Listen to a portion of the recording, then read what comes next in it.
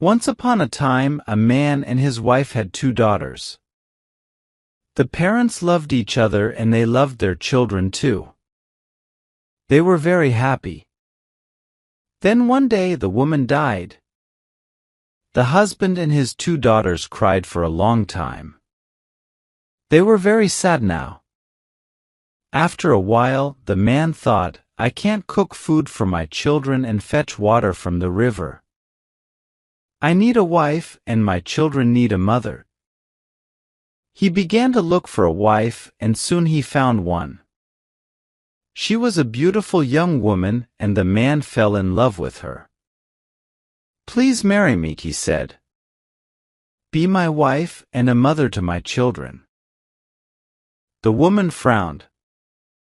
I want to be your wife, she said, but I don't want to look after your children. Send them away. Then I'll marry you. The man looked at her. She was very beautiful.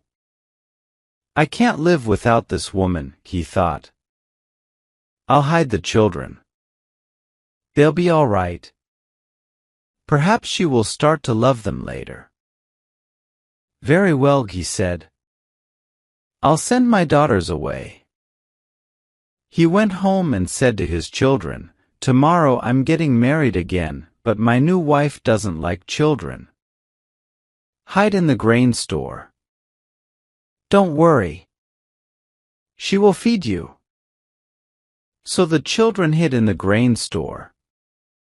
The man's new wife came home with him and he said to her, My father is dead. But his spirit lives in the grain store. My grandfather's spirit and the spirits of my ancestors live there too. They are always hungry. Please feed them for me. Give them breakfast in the morning and lunch at midday and supper in the evening. The woman agreed and the man went happily off to his work. The woman obeyed her husband. Every day in the morning, at midday and in the evening, she brought food to the grain store for her husband's ancestors. And the 2 children ate it. One day the woman went to the hairdresser. The hairdresser cut her hair, and they talked together. Please be quick, the woman said. It's after midday. I must go and put food in the grain store for my husband's ancestors. The hairdresser laughed. What? She said. Your husband's ancestors don't live in the grain store. His daughters live there. You are feeding your husband's daughters. The woman was very angry. My husband tricked me, she said. Those stupid, lazy girls. I don't want to look after them. I hate them. She ran to the fire and picked up a pot of very hot water. She threw it into the grain store. I don't want you. I won't feed you, she shouted. Go away. The 2 sisters jumped back. The water didn't touch them. It fell on a pile of chickpeas. The little sister began to cry. Our stepmother won't feed us, she said, and I'm hungry. Don't worry, said the big sister. Look. The water fell on the chickpeas. They're soft now. We can eat them. So that day the children ate chickpeas for their lunch. Their father came home in the evening. His angry wife was waiting for him. You tricked me, she shouted. I know the truth now. Your ancestors don't live in the grain store. I was feeding your daughters. I won't feed them again. Do you want me to stay with you? Then take those stupid girls away. Her husband was very sad. Please, he said, they are my children. I can't send them away. You must choose, said his wife. You can have me, or you can have your daughters. You can't have both. The man looked at his wife. She was very beautiful. All right, he said. I'll take them away tomorrow. Early the next morning he woke his daughters. He took them with him into the forest. They walked all day until the girls were tired. We'll stop here, the man said at last, and sleep. The girls lay down under a tree. Their father lay down between them. Soon the girls were asleep. The man stood up and looked for a thick branch. He found one and put it between the girls. They'll feel it in the night, he thought. They'll think that I am with them. Then he went away and returned to his wife. In the night the girls woke up. What's that noise? The little one said. It's a hyena, said her sister. He's going to eat us, said the little one.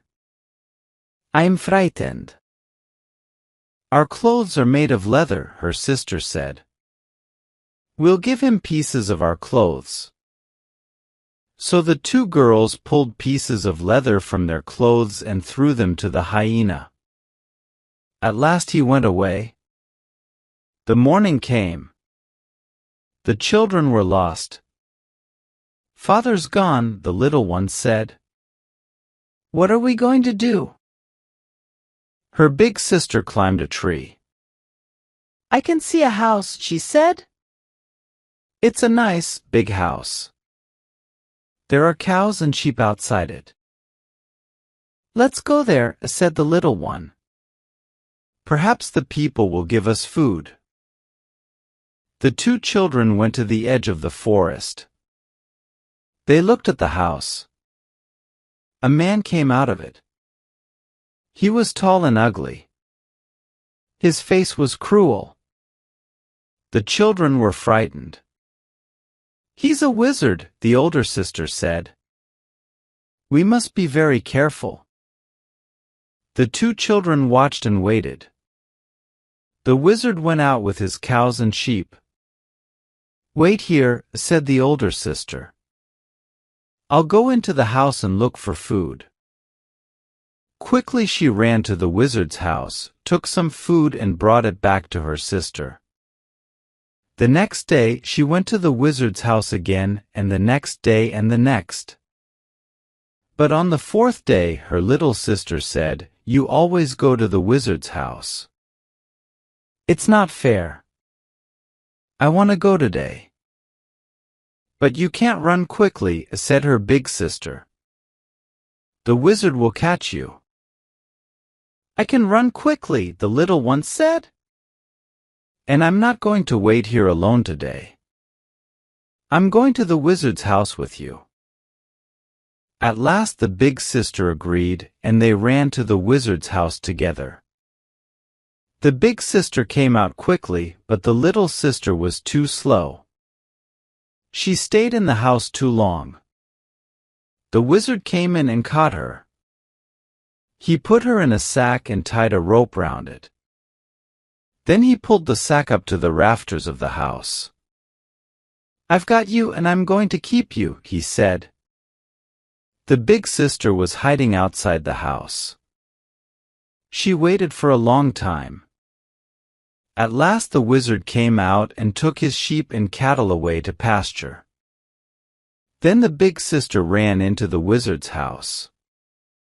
Little sister. Where are you? She cried. Here. Here, shouted the little sister. The big sister cut the rope and pulled the sack down from the rafters. Then the two girls filled the sack with rocks and pulled it up to the rafters again. In the evening the wizard came home. Little girl, he said. I've got you and I'm going to keep you.